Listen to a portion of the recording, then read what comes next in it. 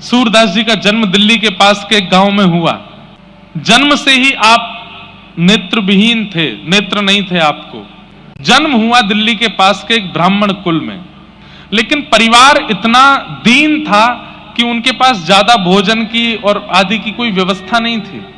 पिताजी ब्राह्मणोचित कर्म करते थे, ब्राह्मणत्व में जो कर्म विहित हैं उनको करते थे। एक बार आपने कहीं कुछ अनुष्ठान आदि किया तो आपको 2 रुपया मिला। इनके पिताजी को, सूरदास जी के पिताजी को, उस समय में 2 रुपया इतना होता था कि उनके पिताजी नाचते हुए गांव में आए और सबको बताया भैया 2 रुपया मिला है, अब तो 6-7 महीना कहीं जाने की जरूरत ही नहीं है, इससे ही घर चल जाएगा। इतने खुश, इतने प्रसन्न हो गए कि अर्धरात्रि का समय अपनी पत्नी के साथ बोले, मैं सो ही नहीं पा रहा हूं, मुझे इतनी खुशी हो रही है, हमको 2 रुपया मिला है। देवी, इसको बढ़िया से कपड़े में मलमल के कपड़े में बांध करके एक जगह पर रख दो, सुबह उठ करके फिर इससे सामग्री लेके आएंगे, ऐसा करेंगे वैसा करेंगे। इतने एक्साइटेड हो गए कि रात भर सो ही नहीं पाए सूरदास जी के पिताजी। पता नहीं रात में कहां से चूहे आए और चूहे वो मलमल का जो वस्त्र जिसमें 2 रुपए बंधे थे उसको लेकर के गए, उसको तो कुतर दिया, 2 रुपया कहीं चले गए, खो गए।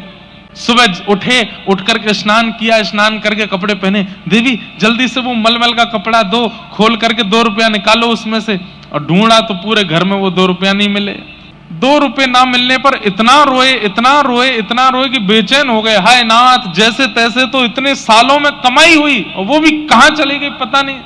तो सूरदास जी के पास में एक विद्या थी, उनके नेत्र नहीं थे लेकिन वो खोई हुई चीजों को ढूंढ लेते थे।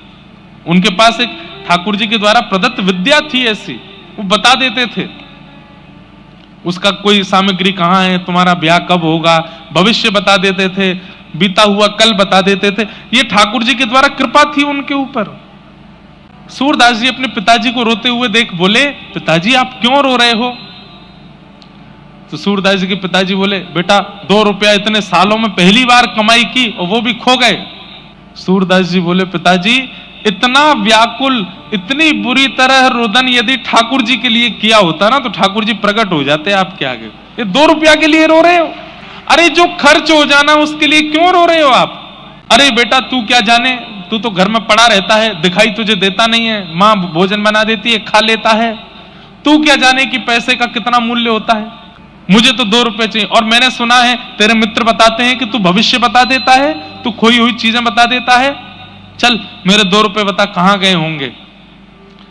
सूरदास जी बोले, पिताजी मैं अपने ठाकुर जी के द्वारा दी गई विद्या का इस प्रकार प्रयोग नहीं करना चाहता। पिता हट करवाने लगे, बोले बता 2 रुपया कहां है, तेरे पिता की आज्ञा है।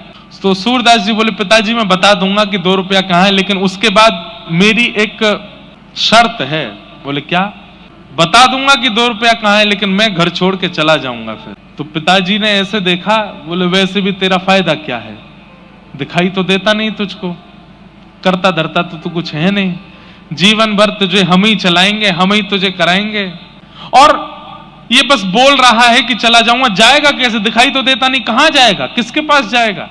सूरदास जी के अंदर बचपन से ही, कई बच्चों में भी आप लोग देखेंगे कि उनके घर में सिखानी नहीं पड़ी है पर पता नहीं कहां से उन बालकों में भक्ति आ जाती है। ये उनके पूर्व जन्म के संस्कार हैं। सूरदास जी पूर्व जन्म के श्री उद्धव जी महाराज हैं, इसलिए उनके अंदर भक्ति बाल्यकाल से ही है। कहां जाएगा? 2 रुपया बता के कहीं चला भी जाएगा तो तू जाएगा कहां? सूरदास जी कह रहे हैं, नाथ तू अनाथ को अनाथ कौन मोसो, मो समान आरत नहीं, आरत हर तो सो। अरे ठाकुर जी के हर नाम के आगे नाथ लगता है। बद्रीनाथ, द्वारिकानाथ, जगन्नाथ, श्रीनाथ। नाथ का मतलब क्या है? जो अनाथों का स्वामी है। अगर मैं घर से चला जाऊंगा तो मेरा स्वामी मेरी रक्षा करेगा। पिताजी बोले, अब तू चलिए बड़ी बड़ी बातें, मुझे ज्ञान मत दे ज्यादा, जल्दी बता 2 रुपया कहां है। बोले, पिताजी मैं सच बोल रहा हूं कि मैं बता तो दूंगा लेकिन मैं घर छोड़ के चला जाऊंगा। अब तू जल्दी बता। उस समय तो 2 रुपया दिख रहा था। सूरदास जी ने बता दिया, बोले रसोई घर जहां मैया भोजन बनाती है, वहां भोजन बनाने वाली जो सब्जियां काट करके जो नाली से बहाई जाती हैं, वहां रात्रि चूहों ने 2 रुपया फेंक दिए हैं, ढूंढ लीजिए मिल जाएंगे। पिताजी गए, जाकर के उस नाली को साफ करके ढूंढने लगे तो वहां दोनों 2 रुपया मिल गए। 2 रुपया लेकर के पत्नी, अरे देखो देखो देखो, मिल गए मिल गए मिल गए, अब तो 6 महीना का राशन आ जाएगा, 6 महीना घर में खूब सुख रहेगा, बढ़िया रहेगा। तभी सूरदास जी अपनी लाठी लिए चल दिए। पिताजी बोले, अरे सूरदास ठीक है, मैं मानता हूं कि तुझे बुरा लगा होगा, लेकिन ऐसे छोड़ के नहीं जाना चाहिए। बोले नहीं पिताजी, मैं वचन का पक्का हूं। नेत्रहीन है तू, कहां जाएगा, तेरे पास नेत्र तो है नहीं। सूरदास जी कह रहे हैं मैं नेत्रहीन हूं, पिताजी आप नेत्र वाले हो। बहुत ध्यान से सुनिए, कितनी अच्छी बात है। सूरदास जी कह रहे हैं कि पिताजी आपको नेत्र दिए ठाकुर जी ने, ताकि गड्ढा आए तो आप संभल के चलो, ताकि ऊंचाई आए तो आप लांघ के चलो, चाहे मोड़ आवे तो आप मुड़ के चलो, सामने पहाड़ आ जाए तो झुक के चलो। पर मुझे नेत्र नहीं दिए ठाकुर जी ने, क्यों? क्योंकि मेरे नेत्र स्वयं श्री ठाकुर जी हैं, मेरी उंगली पकड़ के वही चलते हैं। आपको तो गड्ढे से स्वयं बचना पड़ता है, पर मुझे ठाकुर जी बचाते हैं। मेरे नेत्र तो श्याम सुंदर हैं। सूरदास जी गा रहे हैं आशा भरी, नैनहीन तुम नैना हे हरि, मैं नैनहीन तुम नैना हे हरि, नैनहीन तुम नैना हे हरि, नैनहीन हे थाम उंगरिया जान डगरिया, थाम उंगरिया। हरि मैं नैनहीन तुम नैना, मेरे नेत्र नहीं है क्योंकि मेरे नेत्र आप ही हो। थाम उंगरिया, मेरी उंगली आप पकड़िए, मैं आपकी उंगली नहीं पकड़ूंगा। सूरदास जी कह रहे हैं मैं नहीं पकड़ूंगा, आप मेरी उंगली पकड़ो और जहां ले चलोगे वहां जाऊंगा। निकल गए घर से। पिताजी बुलाते रहे लेकिन लौट करके नहीं आए सूरदास जी। 7-8 वर्ष की आयु है, छोटी सी अवस्था में निकल गए। एक गांव में जाकर के बैठ गए। वहां गांव में बहुत भूख लगी थी, प्यास लगी थी, तो किसी से मांग नहीं रहे थे। तभी एक गौशाला वाला व्यक्ति था, उसकी खूब सारी गैया थी। वो बड़ा बेचैन रोता हुआ उस मार्ग से जा रहा था। सूरदास जी वहीं बैठे थे। अरे मेरी गैया कहां चली गई, मेरी गैया किसी ने चुरा ली। रोता हुआ जा रहा था। सूरदास जी ने, उनको पता तो चली जाता था, उन्होंने तुरंत उस व्यक्ति से कहा, सुनो पास का एक और गौशाला वाला व्यक्ति है, चरवाहा है, वो तुम्हारी गैया लेकर के उस सरोवर के पास है, जाओ ले आओ। वो व्यक्ति गया, वहां जाकर के देखा तो गैया मिल गई सारी, अपने गैया घेर करके ले आया। उसने सूरदास जी के चरण पकड़े, बोले भैया आप छोटे से बालक हो, आपको कैसे पता कि मेरी गैया वहां थी और मैं आपके नेत्र देख पा रहा हूं, आपको दिखाई नहीं देता? बोले मैं नैनहीन हूं, मेरे नेत्र ठाकुर जी वही देखते हैं। बोले मैं क्या सेवा करूं? बोले सेवा कुछ मत करो, 4-5 दिन हो गए घर छोड़ के निकल गए, कुछ खाया पिया नहीं है, थोड़ा हमको दूध पिला दो। उसने कहा महाराज जी दूध नहीं पिलाऊंगा, मैं तो एक गैया आपको दान कर रहा हूं। बोले गैया का हम क्या करेंगे, हम पे आंख तो है नहीं, कैसे चराएंगे? बोले मैं एक ग्वारिया भी दे दूंगा, वही चराएगा, वही दूध निकाल के आपको पिलाएगा। सूरदास जी बोले बढ़िया है, दूध पिएंगे, भजन करेंगे ठाकुर जी का। लेकिन उस व्यक्ति ने पूरे गांव में हल्ला मचा दिया कि ये बालक भविष्य देखना जानता है, खोई हुई चीजें ढूंढ के बता देता है। अब तो महाराज वहां इतनी भीड़ लगने लगी। कोई बोला मेरा बेटा खो गया, उसको बता दो कहां है। सूरदास जी बता देते वहां है। कोई बोलता मेरी बेटा का ब्याह कब होगा बता दो, तो बता देते। मेरी बेटी का किस दिशा में ब्याह होगा, सूरदास जी बता देते। दक्षिण दिशा में उस फलाने नाम के नगर में एक सेठ है, उनके बेटे से ब्याह होगा। इतना अकाट्य सत्य तक बता देते कि तुम्हारे बेटे का ब्याह होगा, उसकी पत्नी मर जाएगी। बोले कि हम कहीं और ब्याह, बोले जहां ब्याह करोगे वो मरेगी ही मरेगी। बोले नहीं ब्याह करें, तो बोले तुम नहीं करोगे तो तुम्हारा बेटा जबरदस्ती ब्याह करेगा। ब्याह तो इसका होगा और इसके योग ऐसे हैं कि इसको पत्नी की मृत्यु देखनी ही पड़ेगी, ऐसा ऐसा भविष्य कथन करते थे लोग बाग। इतना दान्य पुण्य, चमत्कार को नमस्कार है, इतना दान पुण्य करने लगे, इतना उनको धन धान्य। एक गैया थी पहले उनके पास, अब तो गौशाला खुल गई सूरदास जी की, तो महल बन गए उनके, सेवक हाथ पांव दबाने लगे। आ रहा हूं, ऐसे बहाने बना बना के सब चले गए, अकेले सूरदास जी रह गए। हरि मैं पतितन को सरदार, मैं पापियों का सरदार हूं, सरताज हूं। जो तन दियो ताहि बिसरायो, ऐसो नमक हरामी। एक दिन सूरदास जी के मन में इतना वैराग्य आया, बोले घर बनाने के लिए घर नहीं छोड़ा था मैंने, ये तो अपने घर से भी बड़ा घर बना लिया मैंने, इसलिए थोड़ी छोड़ा था घर अपना। और बंधुओं, व्यक्ति किसी के पीछे स्वार्थ से ही लगता है, यह बात तो निश्चित है। तो सूरदास जी के अब हजारों शिष्य हो गए, शिष्य मतलब उनको चाहने वाले। तो एक दिन सूरदास जी ने मंच पर बैठ करके कहा कि मैं आज एक घोषणा करने वाला हूं, तुम सब लोग मुझसे कितना प्रेम करते हो। सब बोले इतना प्रेम करते हैं कि आप पे अपनी जान भी लुटा देंगे। ध्यान से सुनना बात, हजारों लोग बोले हम आप पे अपनी जान भी लुटा देंगे। तो सूरदास जी बोले आज हम एक घोषणा कर रहे हैं। बोले क्या? आज के बाद हम किसी का भूत भविष्य वर्तमान नहीं बताएंगे। आधे लोग तो उसी समय अपना आसन उठा लिए, बोले अब बाबा जी हमारे काम के नहीं है, ये भविष्य ही नहीं बताएंगे, भूत ही नहीं बताएंगे, वर्तमान ही नहीं बताएंगे, तो फिर इनके संग रह के करना क्या है? ये राधे कृष्ण करते हैं, हमको थोड़ी राधे कृष्ण करना है, हमको तो इनके चमत्कार से मतलब था। बंधुओं, हमारे हिंदू वैदिक सनातन परंपरा के कई आचार्यों ने अपने गुणों का त्याग किया, तो लोगों ने उनका त्याग कर दिया।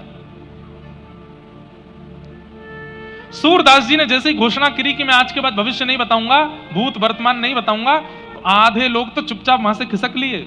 उनसे पूछा गया कहां जा रहे हो तुम? तो प्राण न्योछावर, पत्नी की तबीयत बहुत खराब है, बस उसको देख के आ जाऊंगा। कभी नहीं आया लौट के, बेटे को वहां भेजना है, बस उसको पहुंचा के आ रहा हूं। ऐसे बहाने बना बना के सब चले गए, अकेले सूरदास जी रह गए। अब जिन्होंने महल वहल बनवा के खड़े कर दिए थे, वो भी बोलने लगे बाबा बहुत पैसा लगा है, अब इसको हमको ही दे दो, हमारा घर परिवार बहुत बढ़ गया। बोले रह लो। सब दे दाग करके जब सब त्याग दिया, सूरदास जी ने जब सबने सूरदास जी का त्याग कर दिया, सूरदास जी बोले अब मन को शांति लग रही है, अब मन को अच्छा लग रहा है। और तब निकल पड़े, आगरा के पास एक गांव में जाकर के निवास करने लगे। अब किसी का भविष्य भूत वर्तमान नहीं बताते, उनको पता चल भी जाता है फिर भी नहीं बताते, केवल भजन करते हैं ठाकुर जी का। तब जाकर के मन में फिर से एक विकार लगा कि कुछ कमी है, कुछ जैसे मानो रह गया हो। तब पूछने लगे अपने आप से कि क्या रह रहा है, क्या छूट रहा है। तब मन से आवाज आई कि अभी तक तुम्हारे गुरु नहीं मिले, तुम्हारे जीवन में सदगुरु नहीं आए। तब इच्छा हुई कि मैं किसको गुरु बनाऊं। सूरदास जी के मन में विषाद हो रहा था कि मेरे जीवन में गुरु नहीं है। तभी 4-5 लोग चर्चा करते जा रहे थे, अरे तुम्हें पता है एक आचार्य चरण भ्रमण करते हुए व्रजधाम की ओर जा रहे हैं और वो इसी गांव से निकलने वाले हैं। तो दूसरे ने पूछा कौन से आचार्य चरण? तो नाम बोले श्रीमद वल्लभाचार्य जी महाराज। नाम सुनते ही सूरदास जी के चित्त में मानो जैसे किसी प्यासे को प्यास लगी हो, उसको जल पिला दिया हो, ऐसी तीव्र शांति होने लगी। सूरदास जी बोले जिनके नाम में इतनी शांति है, उनके वचनामृत कितने अद्भुत होंगे, उनके दर्शन कितने अद्भुत होंगे। गांव में श्रीमद वल्लभाचार्य जी का आगमन हुआ। इन्होंने किसी गांववासी से कहा मुझे वल्लभाचार्य जी का दर्शन कराने ले चलो। तो गांव के सदस्य ने कहा भाई तुम पर नेत्र तो है नहीं, तुम क्या दर्शन करोगे, तुम देख तो पाते नहीं हो, कैसे देखोगे। सूरदास जी का उत्तर गजब का है, बोले मैं उनको नहीं देख पाऊंगा पर वो तो मुझे देख लेंगे, उनकी दृष्टि तो मेरे ऊपर पड़ जाएगी, बस यही तो चाहिए कि वो मुझे देख लें एक बार। और जैसे ही सूरदास जी पहुंचे, श्रीमद वल्लभाचार्य जी महाराज विराजमान थे गुरु रूप में, सामने असंख्य भक्त बैठे थे। किसी ने कहा ये बड़े अच्छे साधक हैं, इनका नाम सूरदास है। और आंसू कवि किसको कहते हैं? जो तुरंत रचना करके गा देता हो, तुरंत रचनाएं करके बना देता हो, उसको आंसू कवि कहते हैं। और ये आंसू कवि हैं। वल्लभाचार्य जी बोले अच्छा इधर आओ। सूरदास जी लठिया लेके गए, बैठ गए, कुछ सुनाओ। सूरदास जी तुरंत गाने लगे, कौन कुटिल खल कामी मौसम, कौन कुटिल खल कामी, जो तन दियो ताहि बिसरायो, ऐसो नमक हरामी। अपनी बुराई करने लगे, मैं तो कुटिल हूं, मैं तो कामी हूं, ऐसा पद गाने लगे। वल्लभाचार्य जी बोले कुछ और सुनाओ। तो सूरदास जी ने दूसरा पद गाया, हरि मैं पतितन को सरदार, मैं पापियों का सरदार हूं, सरताज हूं। हरि मैं पतितन को सरदार, मैं पतितों का सरदार हूं। को कर सके बराबर मेरी, नहीं को के लायक, जो प्रभु अजामिल को दीन्यो, सो पाटो लिखत पाऊं। हरि जी में पतितन को सरताज। तो वल्लभाचार्य जी महाराज सामने बैठे बैठे बोले, हमारी ब्रज भाषा का शब्द है, बोले गिघियाए क्यों रहे हो, मतलब सिंपैथी पाने के लिए अपनी इतनी निंदा क्यों कर रहे हो, मैं ऐसा हूं, मैं वैसा हूं, इतने दीन दुल्लर तिल्लर होकर के इतनी बुराइयां अपनी कर रहे हो। अरे कुछ अच्छा सुनाओ, कुछ ठाकुर जी की लीला सुनाओ। सूरदास जी बोले मैंने आज तक यही सब गाया है। सूरदास जी बोले मैंने आज तक ऐसे ही पद गाए हैं, ठाकुर जी के बल का, प्रभाव का जिसमें वर्णन हो, या फिर अपनी निंदा जिसमें हो। गोस्वामी वल्लभाचार्य जी बोले एक बार जाओ जमुना स्नान करके आओ। जमुना स्नान करके आए तो आकर के बोले अपने दिव्य चक्षुओं से अनुभव करने का प्रयास करो, सामने क्या दिखाई दे रहा है। सूरदास जी ने यथाउचित वर्णन कर दिया कि आप एक सुंदर आसन पर बैठे हैं, पीली पीतांबरी, पीले वस्त्र पहने हैं, आपके सुंदर ललाट पर गोल तिलक है, वल्लभ कुल का तिलक है, आपके कानों में सुंदर कुंडल है, लंबी चौड़ी शिखा है, आपका ललाट बिल्कुल तेज से भरपूर है। वल्लभाचार्य जी बोले और बताओ और क्या दिख रहा है। तभी सूरदास जी के नेत्रों से अश्रु आने लगे। ओहो जय हो, आपके बाम भाग में गौर वर्णा श्री किशोरी जी बैठी हैं और आपके दाहिनी गोद में श्याम सुंदर ठाकुर जी बैठे हैं, मुझे दिख रहा है। वल्लभाचार्य जी बोले अब सुनाओ। तब सूरदास जी ने ठाकुर जी की लीला का पद गाया, ठाकुर जी की किसी लीला का पद गाया। शोभित कर नवनीत लिए, घुटरुन चलत रेणु तन मंडित, गोरोचन तिलक किए। जिनके पास नेत्र नहीं है ऐसे सूरदास जी तुरंत लीलाएं बना बना करके गाने लगे। आहा, वर्णन करने लगे। दर्पण हाथ लिए नंदनंदन। सूरदास जी कह रहे हैं मुझे क्या दिख रहा है, सुनिए गुरुदेव, कि ठाकुर जी अपने हाथ में दर्पण लेकर के बैठे हैं और स्वयं नहीं देख रहे हैं, किशोरी जी को दिखा रहे हैं और किशोरी जी से पूछ रहे हैं हे श्यामाजू दर्पण में देख के बताओ आप ज्यादा सुंदर हो कि मैं ज्यादा सुंदर हूं। हे राधे रानी तुम्हें लागत हूं मैं कैसो, हे श्यामा प्यारी तुम्हें लागत हूं मैं कैसो। सूरदास जी वर्णन करने लगे ठाकुर जी की लीलाओं का। वल्लभाचार्य जी बोले बस अब हो गया कल्याण। एक गुरु की कृपा की कोर होते ही बिना नेत्रों के भी वो दिखने लगा सूरदास जी को जो किसी को नहीं दिखता था। वल्लभाचार्य जी महाराज ने श्रीमद् भागवत जी की पोथी ली और श्रीमद् भागवत जी के ज्यों-ज्यों प्रसंग सुनाए, ज्यों-ज्यों वर्णन किए। सूरदास जी को सुनते 4 शब्द हैं पर दिखाई 18 शब्द देने लगते हैं। ठाकुर जी की एक लीला गुरुदेव सुनाते हैं पर उस एक लीला के 18 प्रकार सूरदास जी को दिखने लगता है। अब गोस्वामी वल्लभाचार्य जी तो केवल इतना बताते हैं कि ठाकुर जी माखन चोरी कर रहे हैं, लेकिन सूरदास जी को माखन चोरी भी दिखती है, दही चोरी भी दिखती है, दूध चोरी भी दिखती है, किस किस गोपी के यहाँ कैसे कैसे चोरी करते हैं वो सब दिखाई देता है सूरदास जी को। सूरदास जी बैठे बैठे रोते रहते हैं, बोले गुरुदेव आप तो जरा सा बताते हैं, मुझे तो बहुत कुछ अनुभव होने लगता है। गुरुदेव कह रहे हैं कि ठाकुर जी घुटमुन चल रहे हैं। सूरदास जी कहते हैं अरे नाथ आपने तो घुटमुन चलवाया, उसके बाद मुझको दिख रहा है क्या। हे हरि अपने आंगन कछु गावे। ठाकुर जी खड़े हो गए हैं और अपनी एक भुजा उठा करके कुछ गा रहे हैं, घूम घूम करके गा रहे हैं, मुझे दिखाई दे रहा है।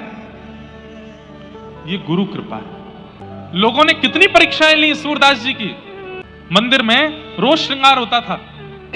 सूरदास जी दर्शन करने जाते लाठी लेकर के, ठाकुर जी इधर हैं और सूरदास जी इधर देख करके खड़े होते, कोई आकर के घुमा देता, बोले सूरदास जी यहाँ हैं ठाकुर जी, तो वहां खड़े होकर के भी ऐसे मुंह घुमा लेते, अच्छा यहाँ हैं, बोले यहाँ नहीं इधर हैं, ये रहे सामने, अच्छा अच्छा अच्छा।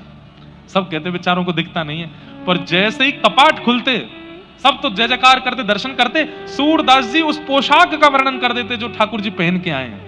आज तो ठाकुर जी ने पीतांबरी पहनी है, आज तो थोड़ी पर सुंदर लाल हीरा चमक रहा है, आज तो ठाकुर जी ने ऐसी पाग धारण करी है। सब लोग बोले भाई सूरदास कैसे तुमको अनुभव हो जाता है इतना, तुम्हें कैसे पता चल जाता है कि ठाकुर जी क्या धारण करते हैं, क्या पहनते हैं? बोले सब मेरे गुरुदेव की कृपा। एक दिन सेवायतों ने सोचा, बोले कि ये सोच के आते हैं कि मैं पीले राग का वर्णन करूंगा, पीले वस्त्र का, और उस दिन गलती से हम पीला ही पहना देते हैं। ये पहले से ही सोच विचार करके आते होंगे और ठाकुर जी कृपा करके वही वस्त्र पहन लेते हैं, इसलिए ये वस्त्र का वर्ण रंग आदि सब बता देते हैं। आज हम एक काम करते हैं, बोले क्या आज ठाकुर जी को वस्त्र ही नहीं पहनाएंगे, देखें तो सही है क्या बताने वाले हैं। ठाकुर जी लंगोटी में खड़े हैं आज केवल, सूरदास जी पहुंचे छड़ी लेकर के, दिखाई नहीं देता नेत्रों से। सूरदास जी आप हर दिन वर्णन कर देते हो ठाकुर जी का श्रृंगार कैसा है, आज वर्णन करो।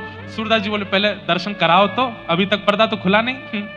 तुमको कैसे पता पर्दा नहीं खुला? बोले मुझे सब पता है। जैसे ही पर्दा खुला, आज ठाकुर जी लंगोटी में थे, कुछ पहना ही नहीं, कुछ नहीं पहना है आज गोसाई जी ने। बताओ सूरदास जी आज कैसे वर्ण की पोशाक है?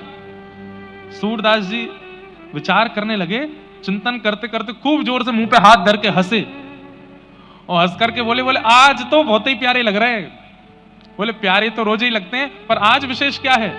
सूरदास जी बोले आज हरि देखे नंगम नंगा, आज हरि देखे नंगम, मोती माल उर्माही विराजे, मोती माल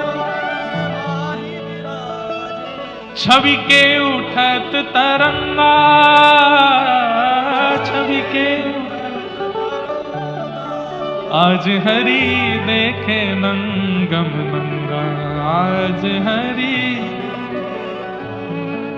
आज तो ठाकुर जी बिल्कुल निर्वस्त्र खड़े हैं और इनके अंग की कांति कैसी है? जल सुत भूषण अंग विराजत, बसनहीन छवि उठत तरंगा, बसनहीन छवि उठत तरंगा, अंग अंग प्रति अमित माधुरी, निरख लजित रति कोटि अनंगा, निरख लजत रति कोटि अनंगा, आज हरि देखे नंगम। सब सूरदास जी को प्रणाम करने लगे। बोले सूरदास जी आपको ये दृष्टि कैसे प्राप्त हो गई, आपको तो दिखाई देता नहीं है। सूरदास जी बोले मैं अपने गुरुदेव का जब से चेला हो गया हूं, बिना मोल का चेला, तब से मेरे गुरुदेव ने कृपा करके ऐसी दिव्य दृष्टि दे दी है, भले ही बाहर का संसार मुझको नहीं दिखता, पर ठाकुर जी से संबंधी हर वस्तु मुझको दिखाई दे जाती है, हर वस्तु का मुझको अनुभव हो जाता है।